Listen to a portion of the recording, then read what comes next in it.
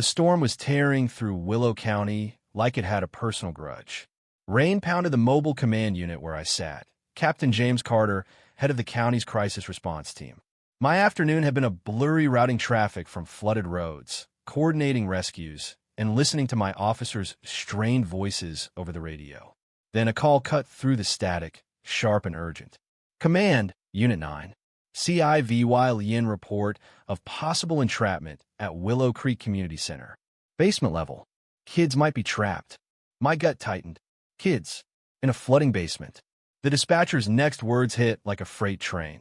Caller says the center's HOA president, Margaret Voss, locked the basement door from the outside. Water's rising fast. Before I could process, the radio crackled again.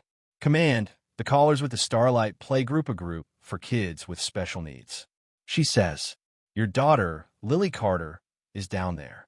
The world spun.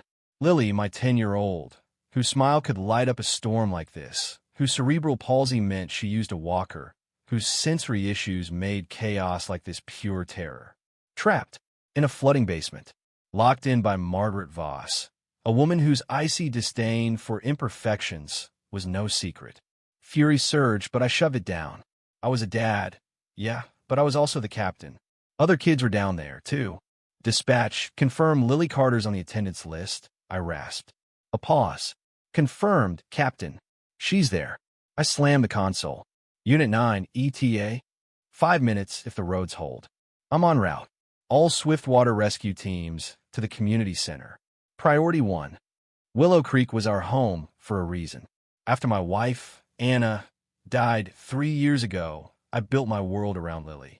The community had great schools, strong programs for kids with disabilities, and the Starlight Playgroup a safe haven where Lily could laugh and connect. Or so I thought. Margaret Voss, the HOA's iron-fisted president, had been a thorn in our side from day one. She saw the playgroup as a stain on her perfect suburb. Wheelchairs in her pristine halls. Too messy. Kids' laughter.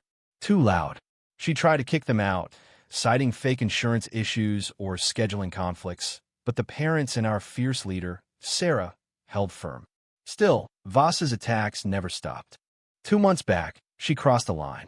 The playgroup held an art show, and Lily's painting a swirl of purples called Starry Sky beamed from the wall. Voss stormed in, sneering.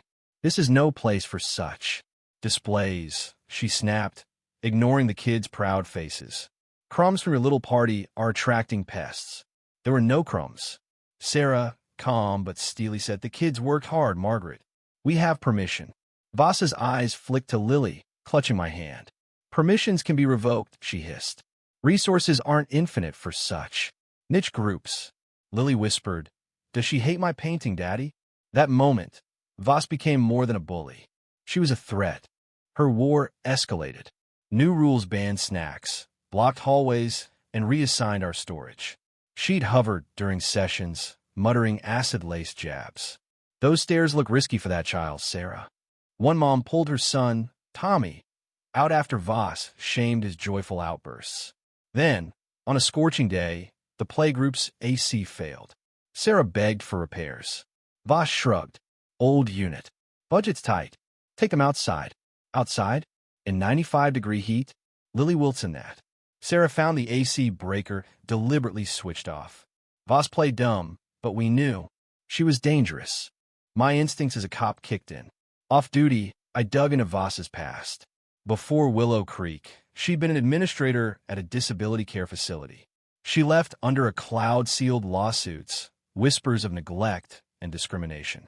This wasn't just prejudice. It was a pattern. I shared it with Sarah and a few parents. We doubled our vigilance.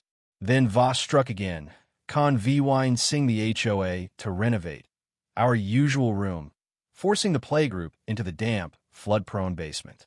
Sarah protested it was unsafe, but Voss sneered, take it or leave it. 2 weeks later, the storm hit. That afternoon, Sarah cut the session short as rain hammered down. She was calling parents when Voss appeared at the basement stairs, her face cold and smug. Due to the storm, I'm locking down the facility. Stay put. It's safest, Sarah argued. The basement floods. We need to evacuate. Voss's eyes gleamed. I'm in charge. The door stays locked to keep you safe. She slammed it shut, snapped a padlock, and left. Water seeped in, then poured. The lights died. My truck skidded into the community center's lot. The creek was a raging torrent, clawing at the building. Sarah, soaked and frantic, screamed about the locked door. My second-in-command, Sergeant Hayes, shouted, "Basement's flooding fast. Door's steel, padlocked. Voss has the key."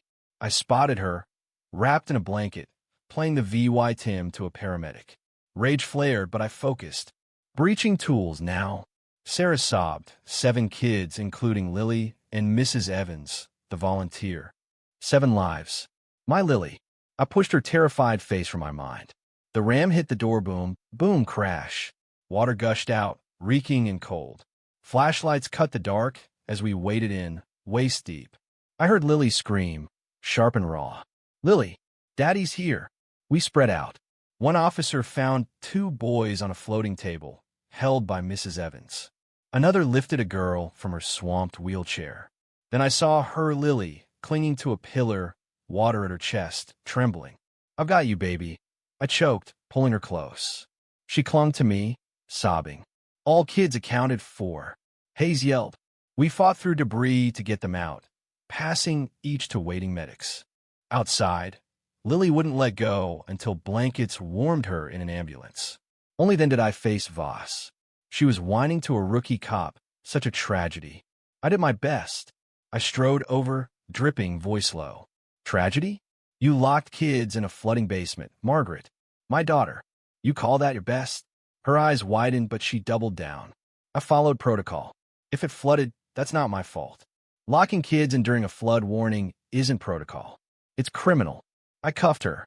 "You're under arrest, attempted murder, kidnapping, endangerment." Her facade cracked, sputtering. "I'm the HOA president." "Tell it to your lawyer," I said, handing her off. The crowd, parents, neighbors watched her disgrace in silence. The kids, miraculously, had no major injuries, but the trauma lingered. Lily whispered of the dark, the water, her fear I wouldn't come. The investigation was swift. Voss's padlock, her history, our statements, it all damned her. The HOA ousted her. Her trial was brutal. Guilty on all counts: 7 attempted murders, kidnapping more. She got decades. Her assets funded the kids' therapy. Willow Creek changed. New leaders rose, inclusive and kind. The basement was sealed, and a new wing, the Starlight Annex, was planned for kids like Lily. She healed slowly, her paintings now bursting with rainbows. The storm scarred us, but it woke our community. Love, courage, and unity won. What do you think? Was Voss just a cruel bureaucrat, or something darker? Should HOA boards have less power after this? Could you forgive someone who endangered your child? Drop your thoughts below, hit like, and subscribe for more stories that spark debate.